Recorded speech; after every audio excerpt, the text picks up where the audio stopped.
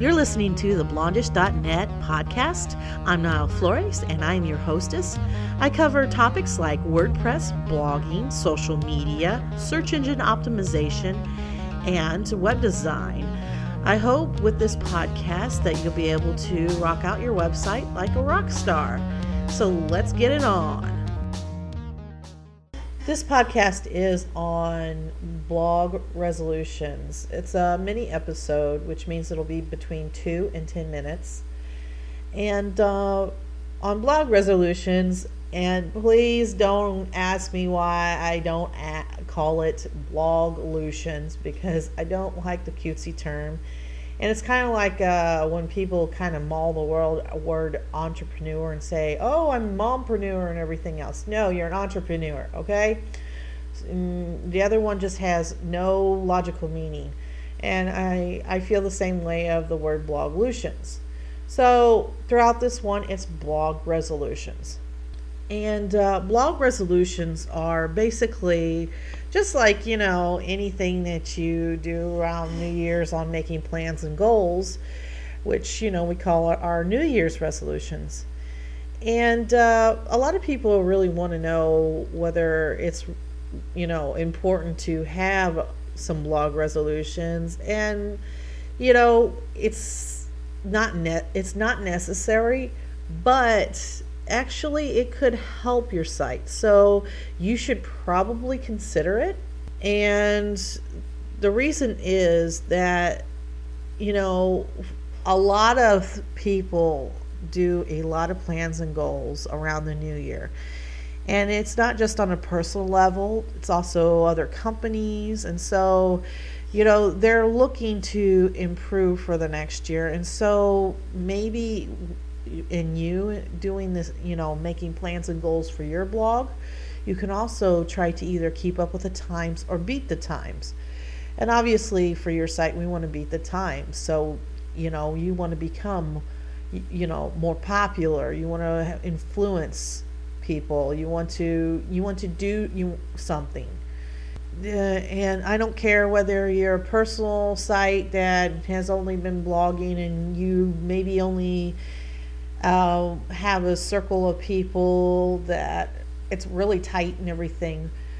When you're a blogger, you're like your own little diva in your own little world, and you are actually trying to reach people. You understand when you put a blog out there that is available to anybody in the world. I mean, unless you actually have some privacy settings or some subscription or whatever things in place to only let so many people.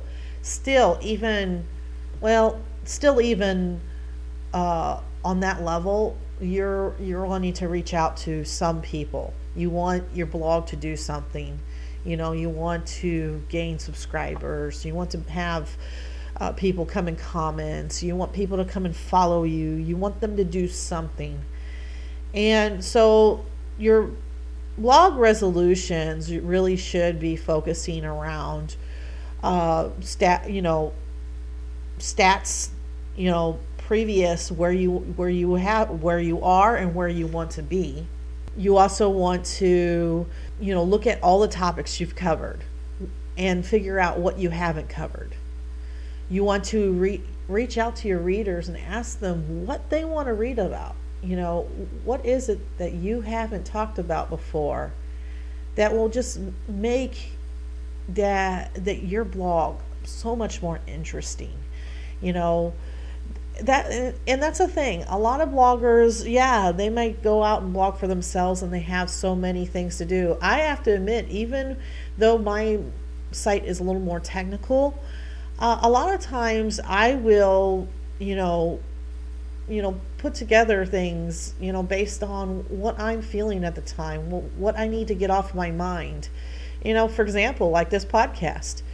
And that's great. But a lot of times I like to reach out to my readers and I really want to know, if I have to look at my stats and see what they're searching for and see if I actually have it or not to, fill that need, I'm going to do it. And you should be doing that. And the new year is the greatest time to make your blog resolutions to fill the need of your readers. They are always looking for something. They're always interested in something. It may be you in particular. Maybe you just like to read what you have. The subject interests them. They may not always use it, but they always have that in the back of their mind. You've connected with them, and that's great. They're the ones that are your loyal readers, and they're going to tell other people about you. You will be the one that they will be happy to connect with you wherever. And a lot of bloggers are not considering their readers. And that's a sad thing, because that means that there's a disconnection between the reader and the actual blog owner. In making resolutions, though, aside from making the connection, the actual making of the resolutions, that's great and all, but just like any other resolutions, some people actually just never follow through with them. And with the blog resolutions, it's important to actually make sure that they're reasonable ones. Yes, we all have really flighty ambitions on some level. I'm more ambitious than other people, but I'm not going to, I'm going to have those long-term goals. But for my year, I'm going to actually want to, and I'm going to suggest it to you as the listener, to make those short-term goals that you could spread out throughout the year. It could be writing, more than one post a week, maybe up to 5 or maybe 3 or just 2, whatever. It might be remembering to engage more on your blog with your readers, replying to comments. It might be taking time to plan posts, or maybe doing something like you take one day out of the week and so much time, and you put together an editorial calendar. You write some posts, you schedule them out, and then the very next week you will take the same chunk of time that you took the previous week and have the post for the next week planned out. So there's all sorts of things that you can do. The thing is once you've made these plans, act on them. The bloggers that are succeeding are the ones that are both talking the talk and walking the walk. If you're not going to act through on your resolutions or your goals, then you're not going to get anywhere. Your readers won't be able to get anything, from your site. They won't see it grow. You won't see it grow. Some people, that's devastating.